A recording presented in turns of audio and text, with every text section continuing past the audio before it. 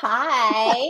That was beautiful. It was. The music had me doing this, but I was expecting a different kind of music, though, I got to say. But this one was really wavy. So I like get that, it. Crystal. Hello.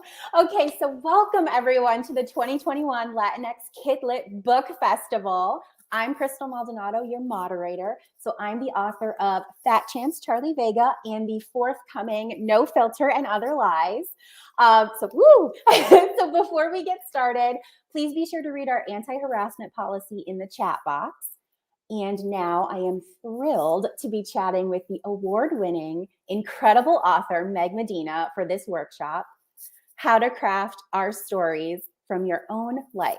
So we hope you're ready to write and participate in the chat with prompts and questions. So Meg, can you start us off with an introduction of yourself and tell us a little bit about your latest book?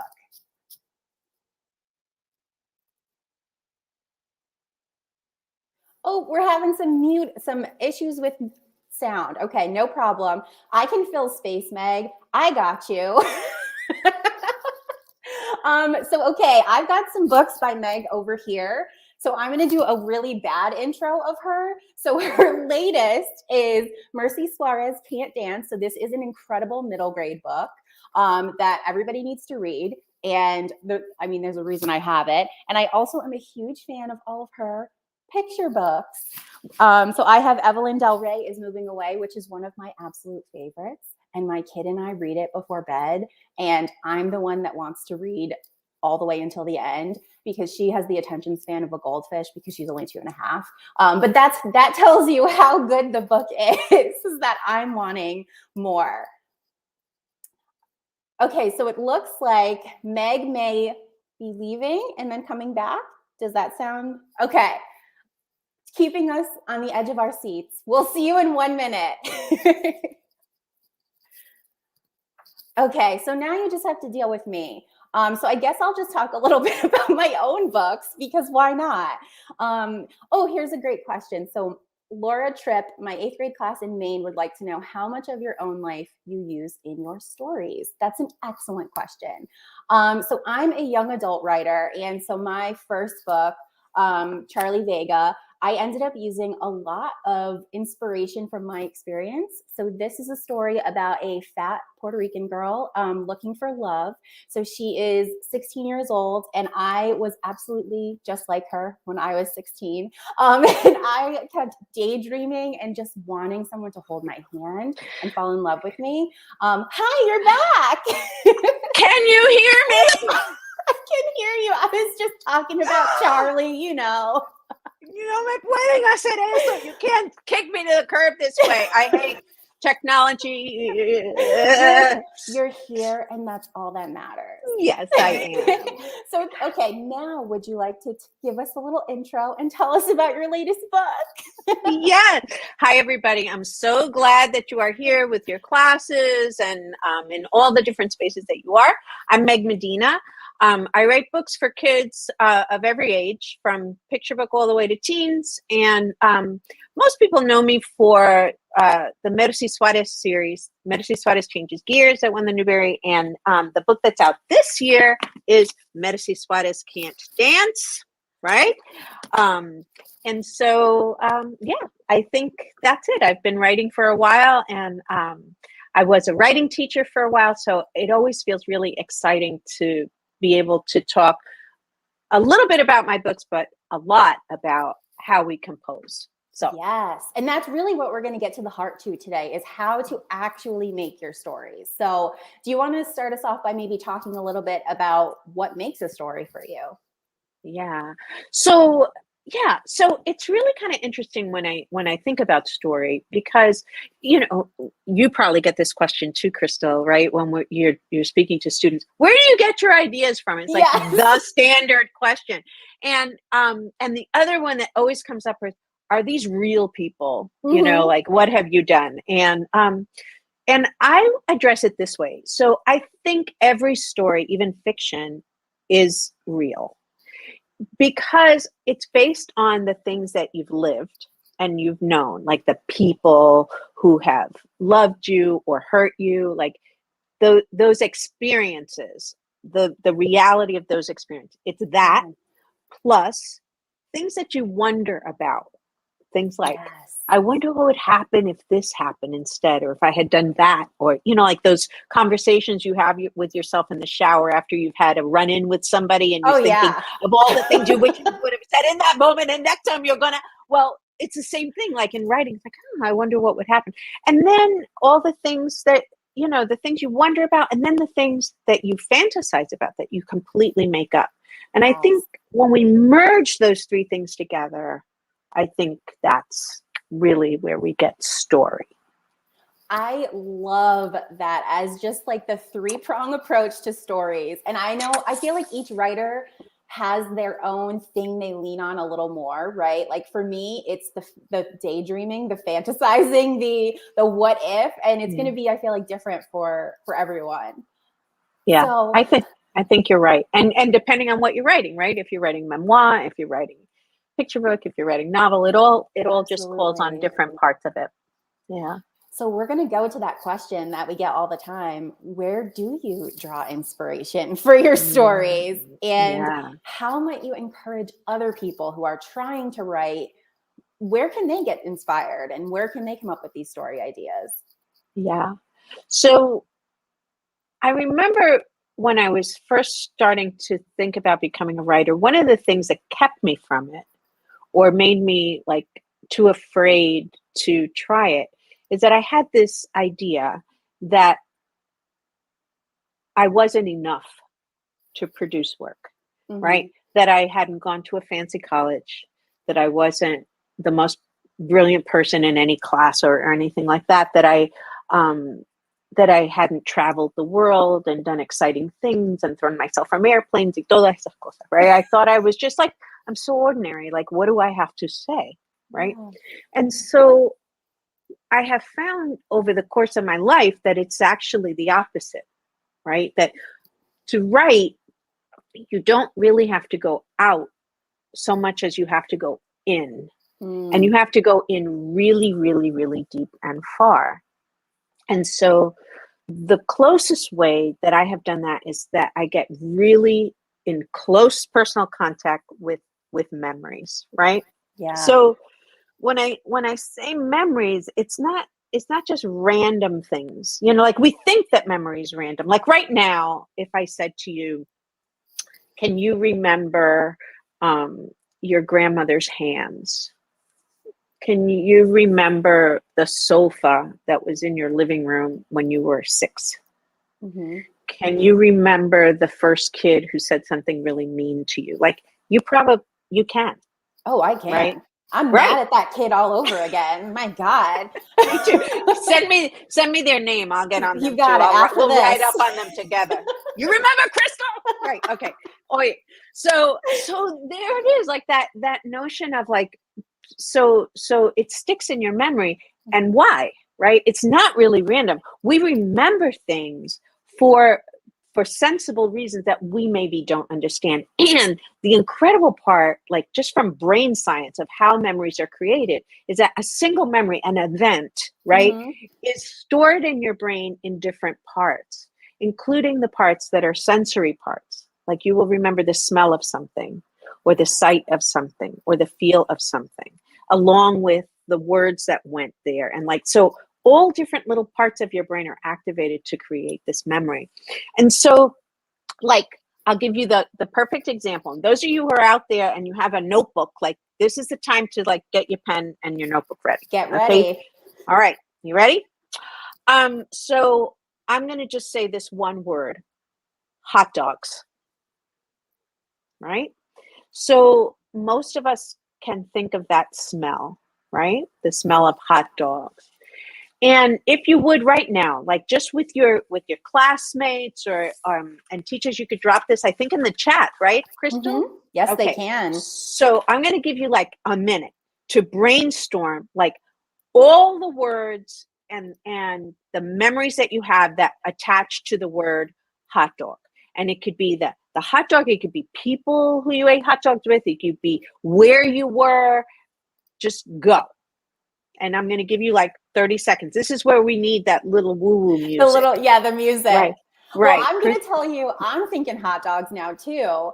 And right, like, I love the idea that like you take a simple word and it's so different for every person. And I feel like that speaks to how our stories can be so different, right? Like it's a different memory, a different sensory experience for each person. And I love that. Correct. What have we got out there? What are we have some memories of hot dogs? For me, I'm remembering, some people have hot dogs like at barbecues.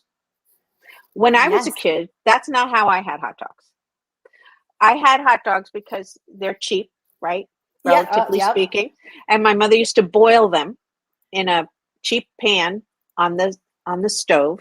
And it has a very salty sort of smell, hot dog. And this sort of gold globs of oil come to the top of the water. Oh, that's good. And I remember slicing them, right? So suddenly I'm not only thinking of hot dogs, I'm thinking also of my mother. And when I think of my mother and hot dogs, I'm also thinking of the chipped yellow linoleum in our apartment. Right? And I'm also thinking about how I used to slice them into like little slivers, right? And how I'm all of the things, my mother's Formica table, how tired she was after work, right? Yes. Grandma left her hot dogs burnt. Yes. Abuela, I'm with you. They make me think of love. Thank you, Elizabeth. Grandma and time together and missing her. That's right. Exactly. That's right. That feeling. Yeah, I don't know what it is about hot dogs that sometimes I think of like need at that Yes. time. From, And Emily, look, baseball games. Yes. what does Emily have to say? Emily Hershey from our 8th grade class in Pennsylvania. Baseball games for sure, right? Yes. Sellers in New York. Yeah, choking. Oh, that's my mother's worst fear right there. That's true. Because, man, if you get a hot dog medallion in your throat, So I know, so I'm stressed right now. Heimlich remover. Okay, and having to be flipped upside down. Oh my gosh. That's vivid, that imagery. That's a story right there. And then with mac and cheese for lunch, yeah, the smell of a lunchroom suddenly comes to you. And the look of the tables and what your lunchroom looks like, which was different than what my lunchroom looked like, and so on and so on. So I think for me, like it's like a portal. I start with a tiny memory of something and I just follow it. I follow it and I follow it and I follow it. So like the smell of bakeries. Oof. When I walk into a bakery, I think of the box. I think of the blue and white string. I think of that little number thing. All of those moments where I'm staring into that curvy little case with my fingers on it. When I think of suntan lotion, I think of Copper Tone, an old-timey brand, and which makes me think of Rockaway Beach, Far Rockaway Beach, for any of you out there in New York, right? And getting there on the bus and then leaving there sunburned with sand in unspeakable places, right? The sand that you'll find for weeks. Weeks. Especially later when you're somebody's mother, you will find that sand for weeks. So like it's all that. It's using memory as a portal, not just as a little thing that I go, I don't know why I remember that. Like I stop and I think about it and I let it take me somewhere, usually somewhere in my childhood. And then I have scenes and real things that I can grab for a book. So, exactly. Yeah. Like that's perfect. And so just like this, like a barbecue birthday party, that's what is this person's thinking of when they talk about hot dogs. And so I feel like that sets us up perfectly to talk about the process of now transforming stories, right? From these small feelings or memories or moments and making them into something that is written on the page. Yeah. And also, if I can just give a quick little shout out, that was my friend Delia, and she's amazing. And so I just wanted to say hi to her. Hey, Delia. Get that. But yes, like making your stories into something, right? And turning them into words and books. Yeah. Well, I'm going to show you one way. Okay. So I know that there are kids out there who are in the 8th grade and 7th grade. And so when I hold up this book, The Aisa Wants a Car, you're going to be, that's a picture book that's beneath me. Nothing could be further from the truth, right? So I think that picture books belong, literally the people who call them everybody books, I want to kiss their whole face because that is exactly true. I have the biggest collection of picture books. I cannot stop. They're like little art museums between in the pages. I love them so much. Pero bueno, we have talked about bakeries. We've talked about hot dogs. So I'm going to read you just 3 pages of The Aisa Wants a Car, and then you can, if you want to read it, you can do it. And you know what? Since I'm going to try to screen share, sabe Dios, with technology. If I have to leave, like, or everybody hold your hands up and like send me good mojo that Meg doesn't mess this up. Oh, if we lose you again, I might have to do a dance or something. I don't know. We got to get creative.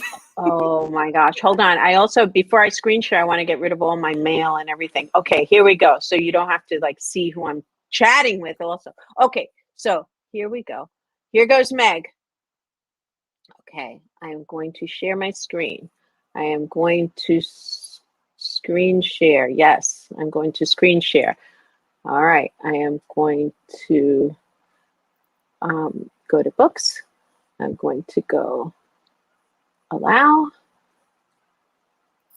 Do you see the Aisa? I don't see anything, but I am still thinking about hot dogs, and now I'm hungry. So Okay, now there we go. I see it now. Okay, thank goodness. Hold on, let me get back here. So Tia Isa wants a car.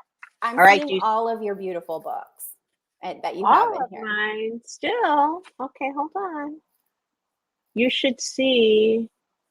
All right, so you see the first one, right? You see. I do, and I see your mouse. Okay, and now I'm going to click it. Do you see the book come up? I see you click it. Uh-oh. All right. Well, then we're going to do this another way. Oh, thank you so much, you patient, lovely people, for doing this. So I'm going to, I have to stop sharing for a quick second and then come back in. We just want to keep people on the edge of their seats. It's part of the storytelling. That's what we're doing. Okay, I'm gonna try it again. Okay, but let's do it this way. So here's a question that Okay. perhaps we can answer while we're trying to screen share. So Yeah. Belen, sorry if I mispronounced your name, Medina. Medina, I know. How do we turn these scenes into a story? Okay, this is exactly where I'm gonna go. So, okay. Denise says I'm addicted to picture books too. Oh, good. Denise, I get it. Okay, now, how about now? Yes, we got it. Yay! Okay. Perseverance. Yeah, we're going to talk about that too. Okay, are we ready? This is only just a few pages. Tia Isa Wants a Car by Meg Medina and illustrated by Claudio Munoz. Tia Isa wants a car. She tells me after work when she still smells of lemon pies from the bakery. She's turning the jump rope that's tied to the fence, and I am already up to 20. Un bici corre, she says, to take us to the beach. Really? The beach? I can't catch my breath. No one goes far from my block in the summer, but a beach has foamy water that reaches all the places I cannot go. See, really? Let's save. Tia Isa wants a car. What color? I ask as we climb the steps to our apartment, past our neighbors' doors. From under the cracks, I hear the scrape of forks and smell the boiled hot dogs on their tables. The same shiny green as the ocean that lapped outside my bedroom window, she says. When Tia Isa was a girl, the air on her island smelled of wet palm fronds and mud. And I'm going to stop there. So you get the idea, I think. Hold on, let me unshare us. Oh my goodness. Look how many of us there are now. So many is right. Stop sharing, that's scary. Okay. So now you see that, all right, so the smell of the bakery, the smell of hot dogs in an apartment building that I'm smelling coming out from other people's apartments. So now I have a universe, right, of people who also don't maybe have a lot of money who are living in this building with me, with this main character. And the jump rope part and Tia Isa comes straight out of life because I had a Tia Isa who bought the first family car. And one of the things that she used to do, she was a really nervous lady and a terrible driver. I didn't put that in the book, but the thing that she did that was wonderful is that she was one of those adults who used to play with me. So she used to tie one end of the jump rope to the chain link fence, right? Yep. So, and she would turn it, La Suiza, she'd say. And I would start jumping. And I would jump in English, Miss Mary, Mac, and then she'd start singing, Los Pollitos, you know, like whatever she was singing. And so it was a beautiful memory. And it became a book. A book. So that's what I mean by it's what you've lived. It's what you wonder about. It's your memory, and you sort of squeeze it together.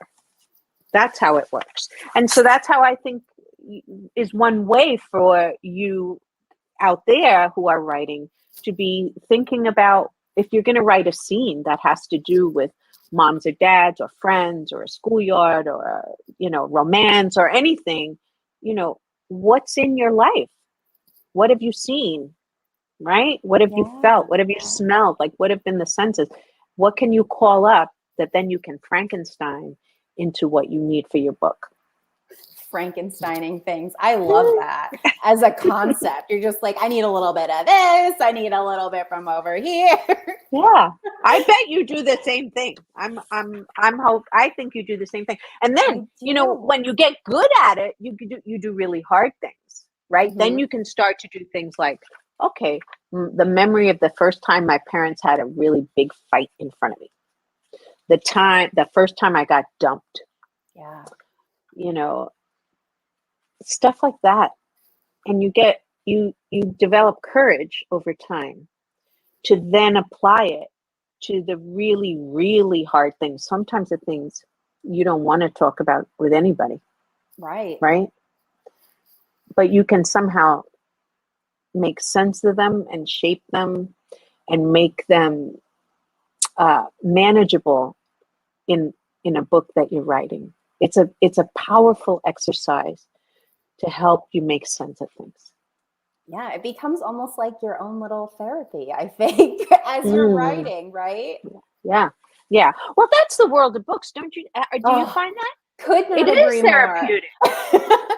I mean, we write to, I feel like, understand ourselves, to understand our worlds. I feel like that's also why we read, right? We need a break from our lives sometimes. Sometimes I just want to go to the beach with Tia Isa, and I don't want to have the snow that's outside my office right now, Yeah, I do. It's just, I don't know. I think, like, the thing about reading and writing is that it's like this combination of things. It's escapism and it's pure entertainment, which is beautiful.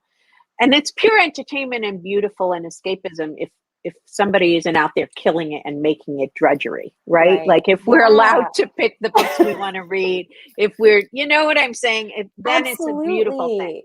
Right. Yeah. We want to find books that interest us, but also sometimes that capture our experience and that have people in it that we can relate to, right? Yeah. And so can we talk a little bit about those people and like the characters and things like that, and talk about how they sort of intersect and how we make these large casts, right? Like, a lot of your books have these large casts of characters. So how do we create these people, and how do we make sure their stories interact, but also make sure that they have their own moment to shine? Yeah. So I have I'm sure that there are many more complicated and sophisticated ways of approaching character, but the way I do it is in a very basic way. I start with the main character. In my work, it's usually a Latina. So I start with the main character, and I know their age. And so the age of a character shapes a lot.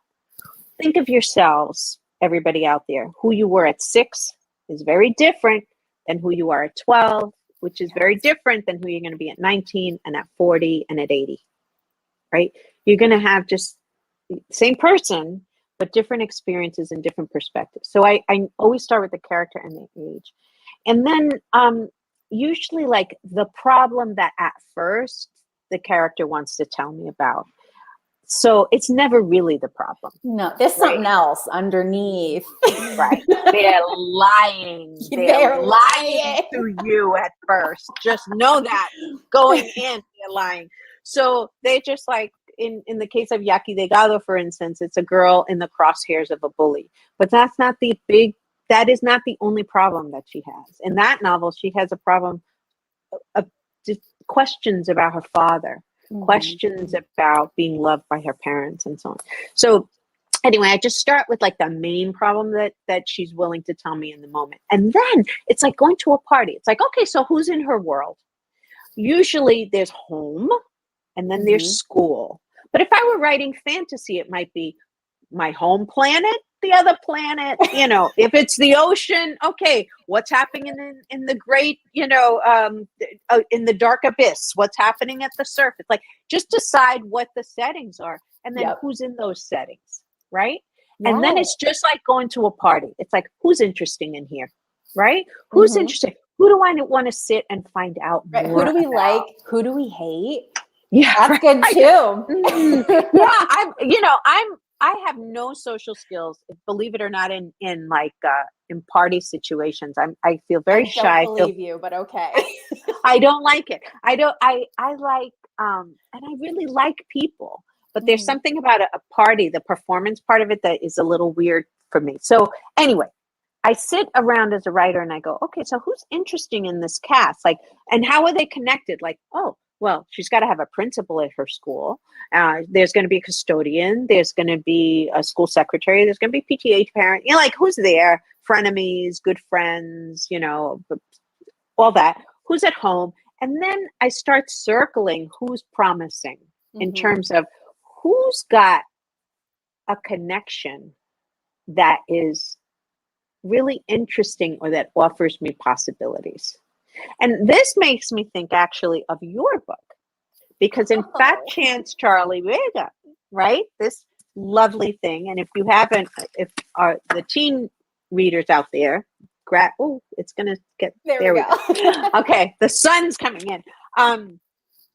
Brian and the mom were really interesting characters, right?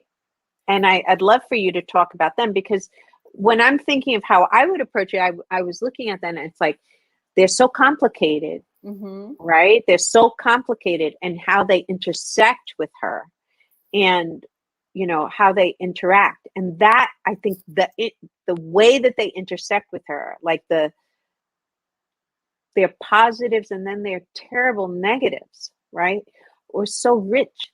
Tell me how you came to it. How do you tackle character?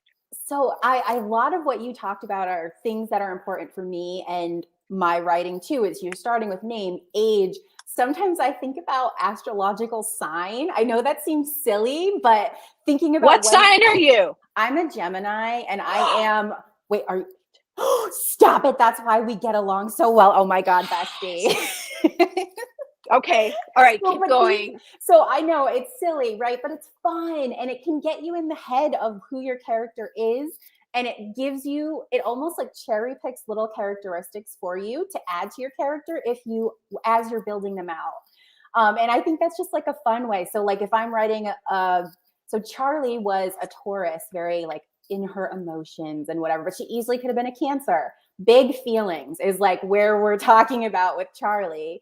But then when it comes to people like Brian and her mom, I thought a lot about dialogue and how these characters interacted with each other through what they were saying, but also what they were not saying, right? Or how they said certain things.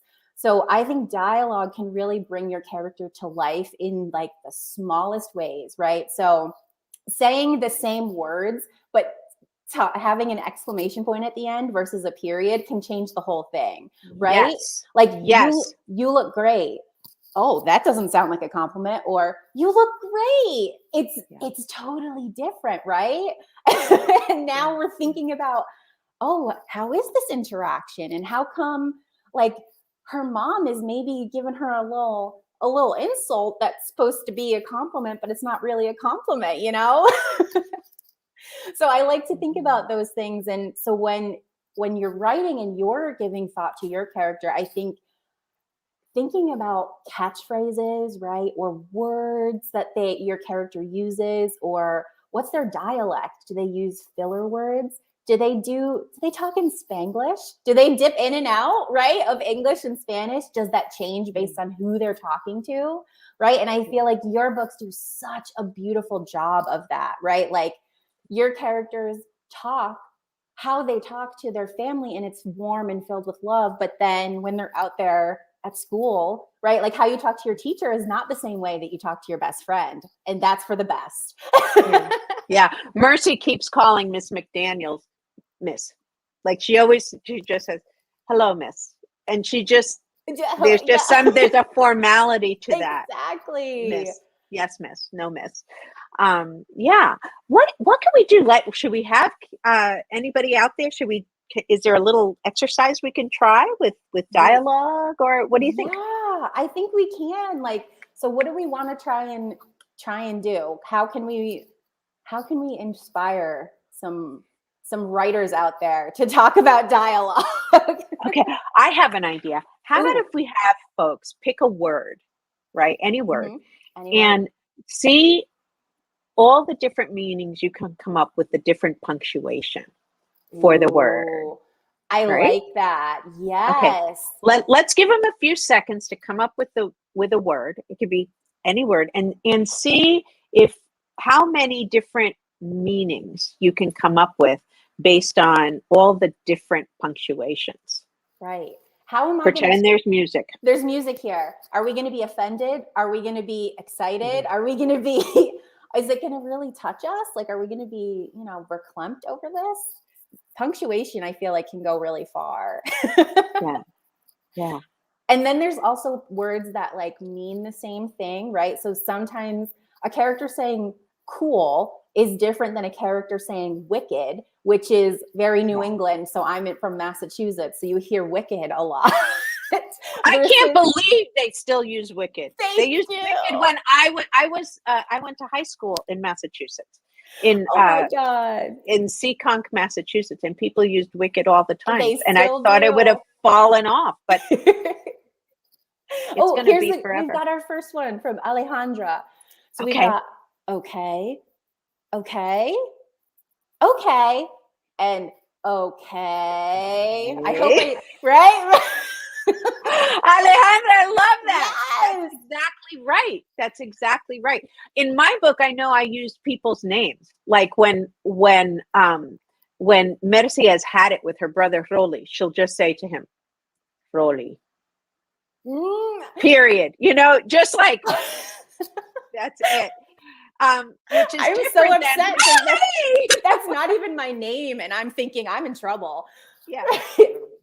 Right, but it can be like a parent calling their kid by their full name, right? Like Charlie is a nickname. So, but if her mom says Charlotte, Charlie's like, oh no, something bad is happening right now.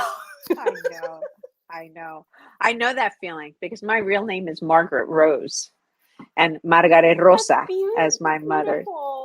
Thank you, but you didn't want to hear it like that. No. Yeah, what was coming after that? Mom. I love that. Thank you, Selena. That is perfect. Ooh, love. The little shimmy, right? Love. Gracias, Maria Jose. That's fantastic. You got exactly the idea. Okay, we have 13 minutes left, so we better. Yes, if we have questions, we're happy to answer questions. I want to make sure we get to everyone. We're just having a ball over here, so. Well, we're two Geminis. What do you expect? I know. It's fated. It's in the stars. Okay. I liked that one that was also boom, boom, boom, boom. Like that's a really good one. I think a whole picture book could be made out of that. There are picture books that just use one, and now of course they're going to fly out of my head that I can't think of it, but I will try to think of it and put it in the chat. But there are picture books that are just one word, like repeated over and over, and all these different iterations. So like again, we're talking about like to go big, sometimes you have to go small. Right? You have to wonder and go in, and that's where it is. That's where the joy is, and the fun is, and the creativity is inside you already. So I don't know. That's what I think. You don't need, so like you can just have one word or one exclamation point, and that can be it, and that can help inspire your story. For sure.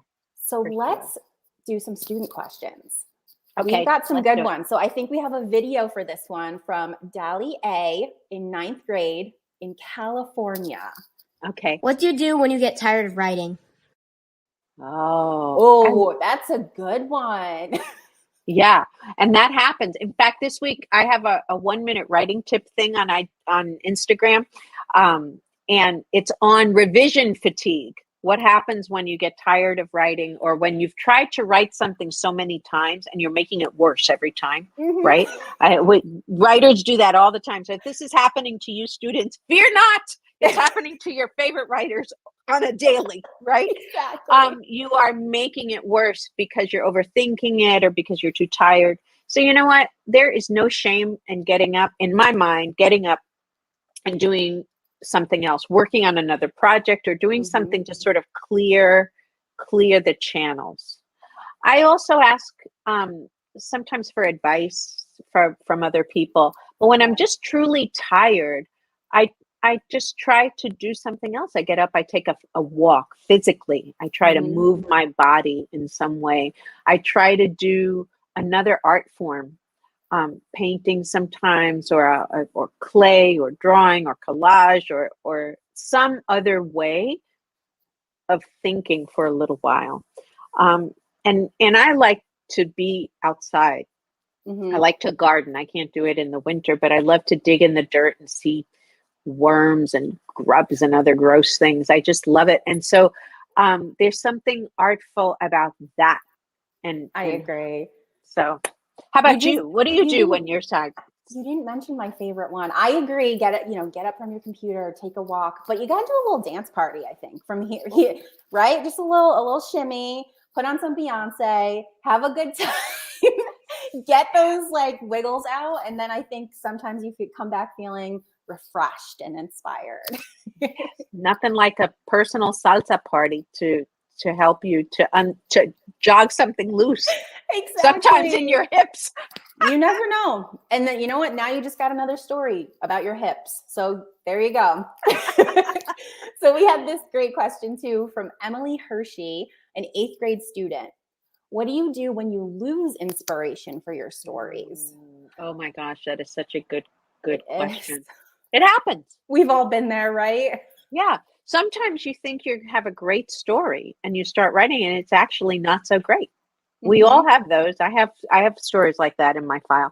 In fact, I have a cemetery, a little graveyard in my computer where all those stories go. And so what happens though is that nothing, no person, no story, nothing is a total failure ever.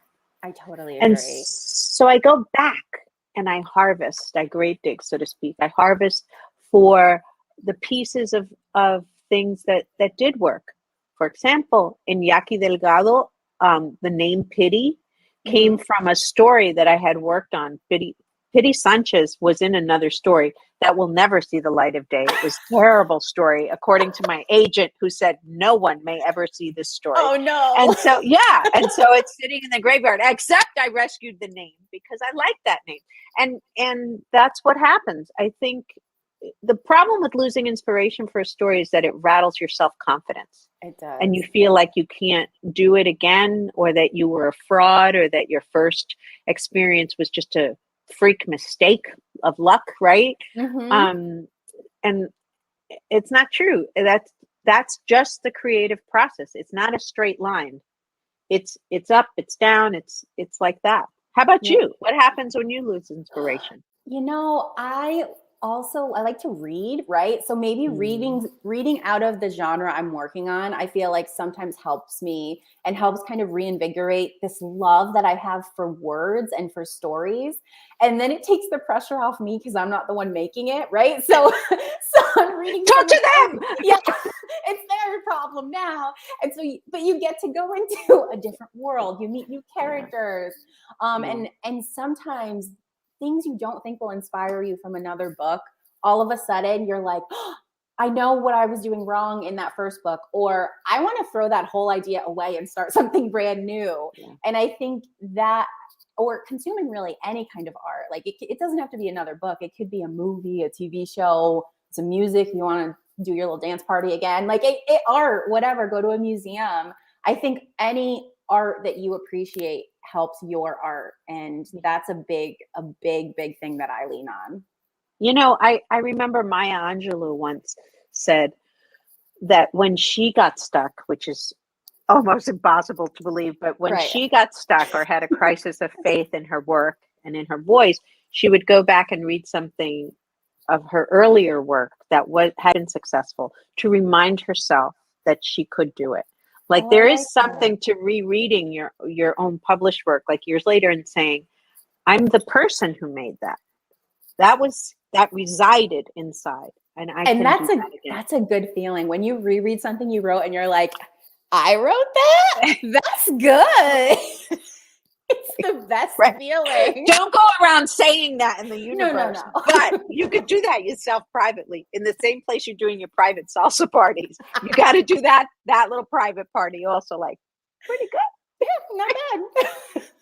All right, we've got more student questions. I think we have two more. So this one is from Kylie J, 7th grade, Massachusetts. Hello. Hi, my name is Kay, and my question is, how do you have time to write books?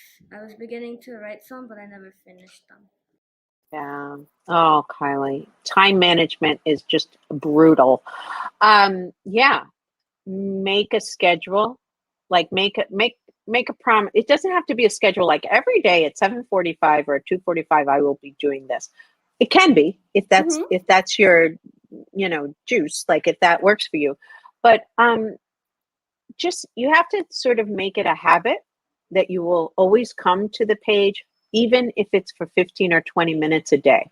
A habit of that, because you never know which of those 15 or 20 minutes are going to be the magical ones, Right. where the portal is located and you suddenly fall in love with this idea or a story, and sticking with it.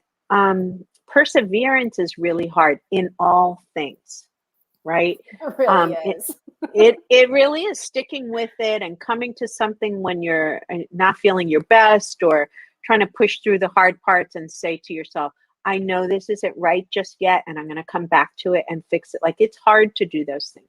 But perseverance actually is, I think, the thing that is the most important in a career in writing. Because it's a business where you're told no more than yes. And so you have to get in the habit of coming to something and pushing through.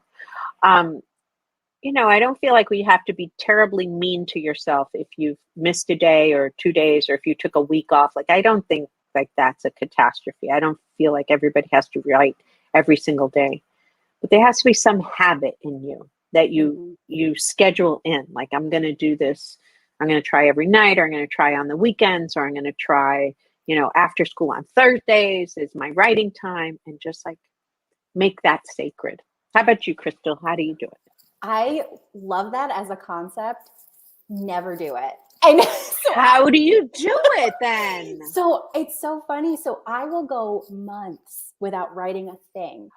And all I'm doing is daydreaming. Like, I'm just daydreaming about the book, and I'm thinking about the characters, and I'm listening to music, and I'm feeling things or remembering, going back to memories. I'm thinking of, okay, when I was 16, how did I feel? What music did I listen to? How did I dress? And kind of getting into that headspace. And then it's like, it's sort of like I'm filling a cup up here, and I hit this point where all of a sudden I'm like, okay, I have to pour it out. And now I'm going to sit and I'm going to write, and I do. And so wow.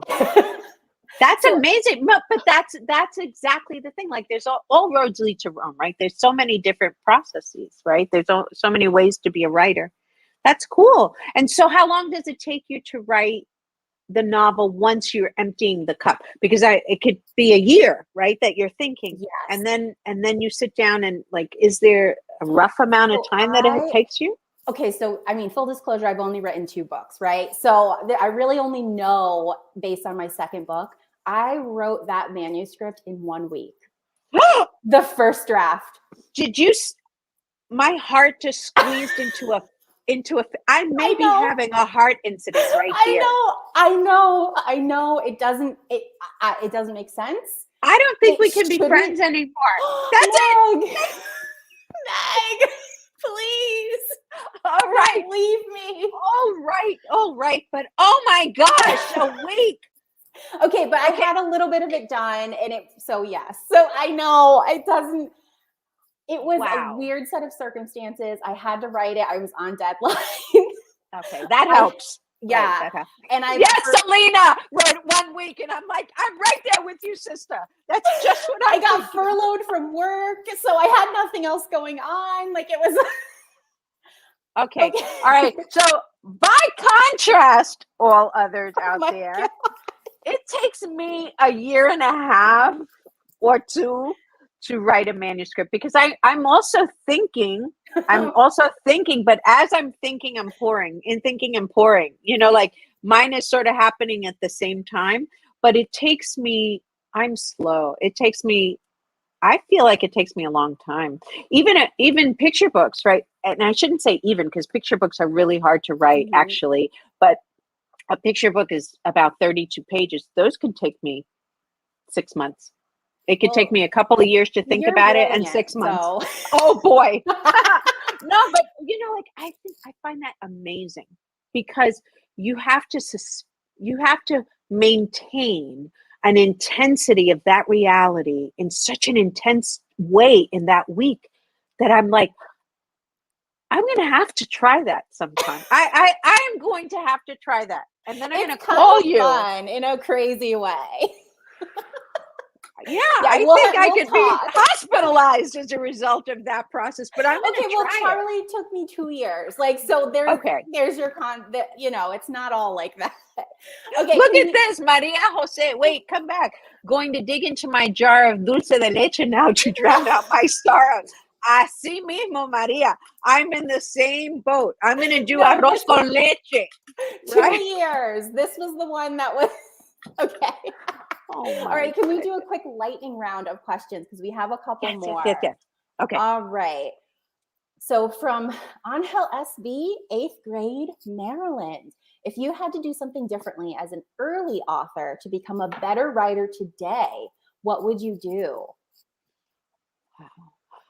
To become a better writer today as an early author, I would have, as an early author, I would have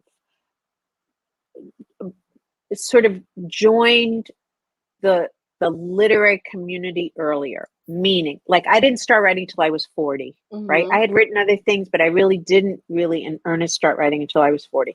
So there's all kinds of organizations, Las Musas, the Quelly Conference, SCBWI, Pan America, hay cantidades, right? Of places where you would find other people interested in writing and reading and so on. And I think that would have given me courage a little earlier. It would have given me quicker paths to like figure out all the ways of improving my craft. And long-term publishing is a business of relationships. It's friendships. It's people who you know, who you recommend, who you, like that kind of thing. And so you have to create the group of people that you look to for advice and that you share learning and advice with and be part of that, especially Latino authors. I think our history in this country is so often one of immigration, right? And just think of that, like how you have to pull to your community to understand the US, right? And to understand how to live here, to understand how to move through this space. So it's always been that. And so tap into that gift, right? That ability to care for everybody in your community. Your success is their success and vice versa. So there's a sense of community that I think I would have liked to have started earlier, I think so too. I mean, writing is so solitary, right? Like, so once you find your people, I think that really helps you sort of feel confident in sharing it. So we have another question. So this is from Claire in 4th grade. Thank you, Marissa, for sharing it with us. How do you get the personalities for your characters? I watch people carefully. I really watch people carefully. I find people fascinating, right? Same. And I try to draw them really as they are. So there's no twirling mustache bad guys, right? There's always, even the bad guys, right, have Yes. positive qualities, right?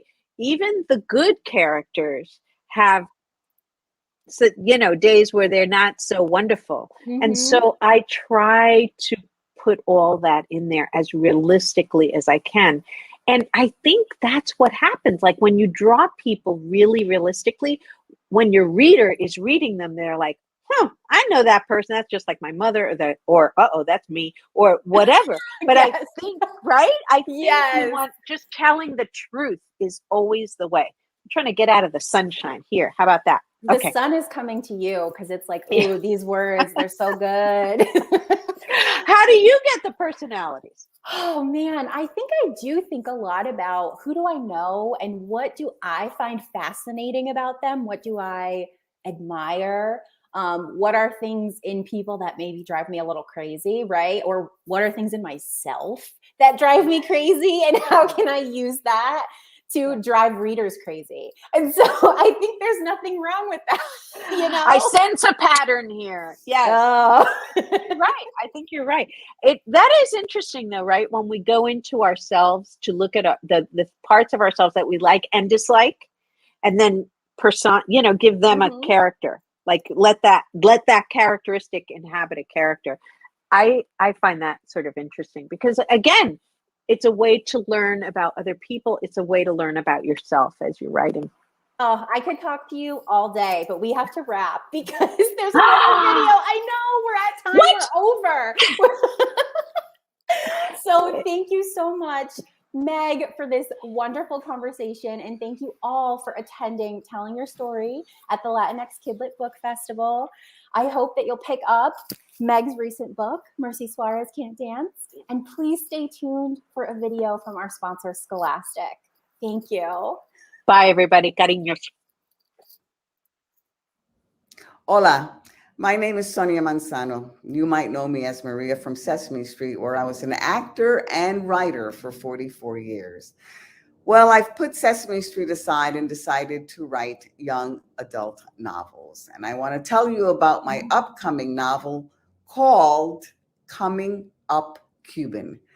Now, I am not Cuban, but I was interested very much in the story of what happened to 4 children during Castro's Cuban Revolution. I didn't start out writing a long young adult novel. I started out writing a picture book, believe it or not.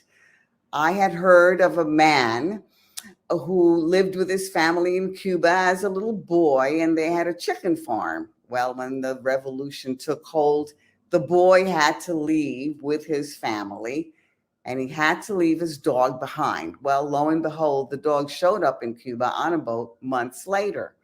Well, I thought this was a good material for a picture book.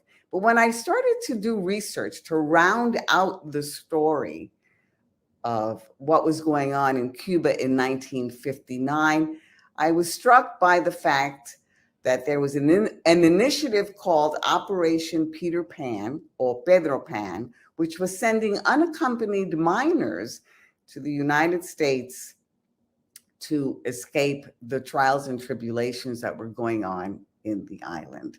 Well, I started to read about what happened to kids who left, which made me wonder about what happened to kids who stayed. So, Coming Up Cuban follows the lives of 4 young people, Ana, Miguel, Zulema, and Juan. Ana and Miguel end up in the United States. Zulema and Juan stay behind. Zulema is affected by Castro's initiative of reading and literacy. And she is a poor girl who lives on a farm in a rural area, who learns to read, but interestingly enough, it is upsetting to her father, who's very old-fashioned. And I'll read a little of her story. It feels as if my house is on edge, trying to balance and not snap, but we all snap at each other anyway. One day I see Papa's shape as he sits on the porch chewing on his evening cigar, slumped as if his legs were broken. The curve in his back softens my anger, so I ask him, "What's the matter, Papa?" He makes believe he doesn't hear me, so I ask him again. He takes a breath and answers, "I don't know." "Are you angry because I can